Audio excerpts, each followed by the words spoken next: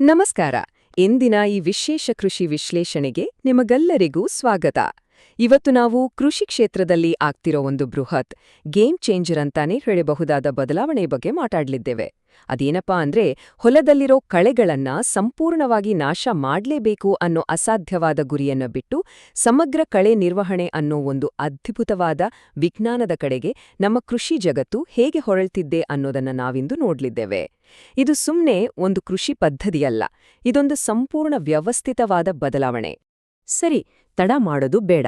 ಈ ಆಧುನಿಕ ಕೃಷಿ ನಿರ್ವಹಣೆ ಹೇಗೆ ವಿಕಸನಗೊಳ್ತಿದೆ ಅನ್ನೋದನ್ನ ಅರ್ಥ ಮಾಡ್ಕೊಳ್ಳಕ್ಕೆ ನಾವಿಂದು 4 ಪ್ರಮುಖ ಹಂತಗಳನ್ನ ನೋಡೋಣ. ಮೊದಲನೇದಾಗಿ ಕಳೆ ನಿಯಂತ್ರಣದ ಮರುಚಿಂತನೆ, ಎರಡನೇದು ಸಮಗ್ರ ಕಳೆ ನಿರ್ವಹಣೆಯ 5 ಆಧಾರ ಸ್ತಂಭಗಳು, ಆಮೇಲೆ ಇದರ ಪ್ರಮುಖ ತತ್ವಗಳು ಮತ್ತು ಕೊನೆಯದಾಗಿ ಇದರಿಂದ ಸಿಗುವ ದೀರ್ಘಕಾಲೀನ ಲಾಭಗಳು. ಮೊದಲನೇ ಭಾಗ ಕಳೆ ನಿಯಂತ್ರಣದ ಮರುಚಿಂತನೆ. ಅಸಲಿಗೆ ಕೃಷಿ ಪದ್ಧತಿಗಳು ಯಾಕೆ ಇಷ್ಟು ವೇಗವಾಗಿ ಬದಲಾಗ್ತಿವೆ ಅಂತ ಅರ್ಥ ಮಾಡ್ಕೊಳ್ಬೇಕಂದ್ರೆ ನಾವು ಹೊಲವನ್ನು ಒಂದು ಯುದ್ಧಭೂಮಿ ಅಂತ ಕಲ್ಪಿಸ್ಕೊಳ್ಬೇಕು.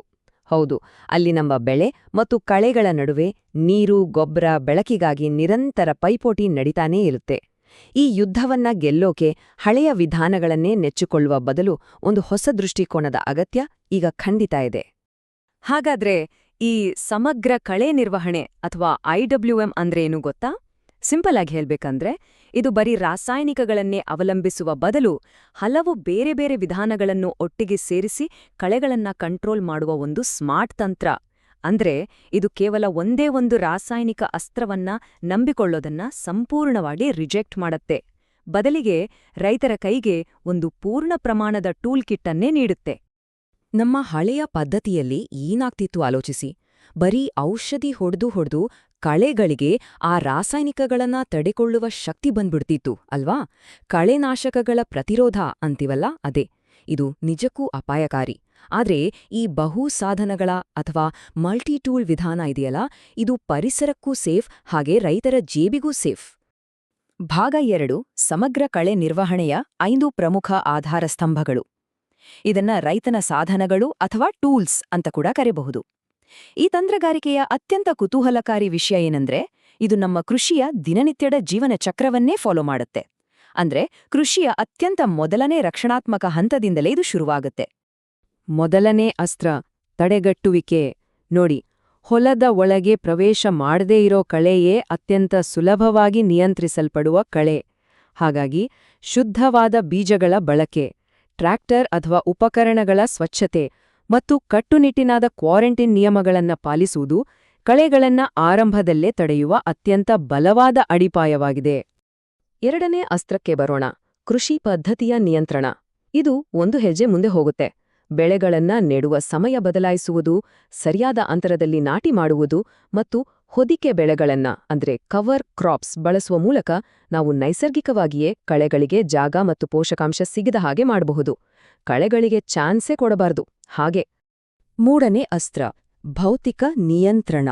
ಒಂದು ವೇಳೆ ನಾವು ಇಷ್ಟೆಲ್ಲ ಮಾಡಿದ ಮೇಲೂ ಕಳೆಗಳು ಕಾಣಿಸಿಕೊಂಡ್ರೆ ಏನಪ್ಪಾ ಮಾಡೋದು?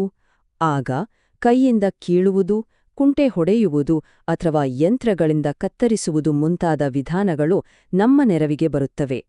ಇವು ಸಂಪೂರ್ಣ ರಾಸಾಯನಿಕ ಮುಕ್ತ ಪರಿಹಾರಗಳು. ಇವು ಕಳೆಗಳ ಬೆಳವಣಿಗೆಯನ್ನ ಡೈರೆಕ್ಟಾಗಿ ಕಟ್ ಮಾಡುತ್ತವೆ. ಇನ್ನು 4ನೇ ಅಸ್ತ್ರ ಜೈವಿಕ ನಿಯಂತ್ರಣ. ನನಗಂತೂ ಇದು ತುಂಬಾ ಫ್ಯಾಸಿನೇಟಿಂಗ್ ಅಂತ ಅನಿಸ್ತೆ. ಅಂದ್ರೆ ನಮ್ಮ ಮುಖ್ಯ ಬೆಳೆಗಳಿಗೆ ಯಾವುದೇ ತೊಂದರೆ ಮಾಡದೆ ಕೇವಲ ಆ ಬೇಡವಾದ ಆಕ್ರಮಣಕಾರಿ ಕಳೆಗಳನ್ನ ಮಾತ್ರ ತಿನ್ನು ನಾಶ ಮಾಡಲು ನಿರ್ದಿಷ್ಟ ಕೀಟಗಳನ್ನ ಬಿಡೋದು ಅಥವಾ ಹೊಲದಲ್ಲಿ ಕುರಿಗಳನ್ನ ಮೇನು ಬಿಡೋದು. ಪ್ರಕೃತಿಯಿಂದಲೇ ನಿಯಂತ್ರಿಸುವ ಎಂಥ ಅದ್ಭುತ ಐಡಿಯಾ ಅಲ್ವಾ ಇದು? ಅಂತಿಮವಾಗಿ 5ನೇ ಮತ್ತು ಕೊನೆಯ ಅಸ್ತ್ರ ರಾಸಾಯನಿಕ ನಿಯಂತ್ರಣ. ಇದನ್ನ ನಾವು ಲಾಸ್ಟ್ ರಿಸಾರ್ಟ್ ಅಂದ್ರೆ ಕೊನೆಯ ಆಯ್ಕೆಯಾಗಿ ಮಾತ್ರ ಬಳಸಬೇಕು. ಇದನ್ನ ಬಳಸುವಾಗ ಪಕ್ಕಾ ಲೆಕ್ಕಾಚಾರ ಇರಬೇಕು. ಒಂದೇ ಔಷಧಿಯನ್ನ ಪದೇ ಪದೇ ಹೊಡಿದೆ ಕಳೆನಾಶಕಗಳ ಪ್ರಕಾರಗಳನ್ನ ಬದಲಾಯಿಸ್ತಾ ಇರಬೇಕು. ಮತ್ತು ಸೂಪರ್ ಕಳೆಗಳು ಸೃಷ್ಟಿಯಾಗೋದನ್ನ ತಡೆಯಲು ಸರಿಯಾದ ಪ್ರಮಾಣವನ್ನ ಸರಿಯಾದ ಸಮಯಕ್ಕೆ ನೀಡೋದು ಅಕ್ಷರಶಃ ಅನಿವಾರ್ಯ. ಭಾಗ 3 ಈ ಸಮಗ್ರ ಕಳೆ ನಿರ್ವಹಣೆಯ ತತ್ವಗಳು. ಓಕೆ, ಈಗ ನಮಗೆ ನಮ್ಮ ಟೂಲ್ ಕಿಟ್ನಲ್ಲಿ ಏನೇನಿದೆ ಅಂತ ಗೊತ್ತಾಯ್ತು. ಆದ್ರೆ ಈ ಟೂಲ್ಸ್ ಅನ್ನ ಮನಸ್ಸಿಗೆ ಬಂದಾಗೆ ಬಳಸುವಂಥಲ್ಲ. ಇದಕ್ಕೊಂದು ರೂಲ್ ಬುಕ್ ಇದೆ, ಕೆಲವು ಪ್ರಮುಖ ನಿಯಮಗಳಿವೆ. ಇವೇ ಇಡೀ ಪ್ರಕ್ರಿಯೆಯನ್ನ ಗೈಡ್ ಮಾಡ್ತವೆ. 0 ಹೌದು, ನನ್ನ ಹೊಲದಲ್ಲಿ ಕಳೆಗಳ ಸಂಖ್ಯೆಯನ್ನ ಸಂಪೂರ್ಣ ಸೊನ್ನೆಗೆ ಇಳಿಸಬೇಕು ಅನ್ನೋದು ಒಂದು ದೊಡ್ಡ ತಪ್ಪು ಕಲ್ಪನೆ. IWMನ ನೈಜ ಗುರಿ ಶೂನ್ಯ ಕಳೆಗಳಲ್ಲ, ಬದಲಿಗೆ ಕಳೆಗಳಿಂದ ನಮಗೆ ಆಗುವ ನಷ್ಟಕ್ಕಿಂತ ಆ ಕಳೆಗಳನ್ನ ಕಂಟ್ರೋಲ್ ಮಾಡೋಕೆ ನಾವು ಮಾಡೋ ಖರ್ಚು ಕಡಿಮೆ ಇರುವಂತೆ ನೋಡಿಕೊಳ್ಳೋದು. ಇದನ್ನೇ ಆರ್ಥಿಕ ಮಿತಿ ಅಥವಾ ಎಕನಾಮಿಕ್ ಥ್ರೆಶ್ಹೋಲ್ಡ್ ಅಂತ ಕರೆಯೋದು. ಇದರಲ್ಲಿ ಯಶಸ್ಸು ಸಿಗ್ಬೇಕು ಅಂದ್ರೆ ಒಂದು ಬೊಂಬಾಟ್ ಮಾಸ್ಟರ್ ಪ್ಲಾನ್ ಬೇಕು.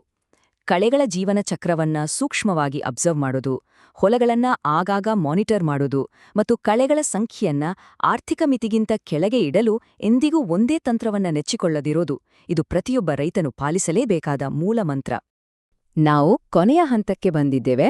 ಭಾಗ 4 ದೀರ್ಘಕಾಲೀನ ಸುಸ್ಥಿರ ಪ್ರಯೋಜನಗಳು. ಕೃಷಿ ಸಮುದಾಯಗಳು ಈ ಎಲ್ಲ ಅಭ್ಯಾಸಗಳನ್ನ ಚಾಚು ತಪ್ಪದೆ ಅಳವಡಿಸಿಕೊಂಡಾಗ ಸಿಗುವ ಲಾಭ ಕೇವಲ ಒಂದು ಸ್ವಚ್ಛವಾದ ಹೊಲ ಮಾತ್ರ ಅಲ್ಲ, ಇದರ ಲಾಭಗಳು ನಾವು ಊಹಿಸುವುದಕ್ಕಿಂತ ಬಹಳ ವಿಸ್ತಾರವಾಗಿವೆ. ಇದರಿಂದ ನಮಗೇನು ಲಾಭ ಅಂತ ನೀವು ಕೇಳಬಹುದು. ಖಂಡಿತ ಇದೆ. ಈ ಎಲ್ಲಾ ತತ್ವಗಳಂಗ ಪಾಲಿಸೋದ್ರಿಂದ ನಾವು ನಮ್ಮ ಪರಿಸರವನ್ನ ಸೇಫಾಗಿಡಬಹುದು, ಮಣ್ಣಿನ ಆರೋಗ್ಯವನ್ನ ಕಾಪಾಡಬಹುದು. ಜೊತೆಗೆ ಅನಗತ್ಯ ರಾಸಾಯನಿಕಗಳ ಖರ್ಚು ಉಳಿಯೋದ್ರಿಂದ ದೀರ್ಘಕಾಲದಲ್ಲಿ ಇದು ರೈತರಿಗೆ ಆರ್ಥಿಕವಾಗಿಯೂ ಭಾರಿ ಲಾಭದಾಯಕವಾಗಿದೆ. ಕಳೆಗಳಿಗೆ ಪ್ರತಿರೋಧಕ ಶಕ್ತಿ ಬರೋದನ್ನ ತಡೆಯೋದು ಇದರ ಬಹುದೊಡ್ಡ ಪ್ಲಸ್ ಪಾಯಿಂಟ್.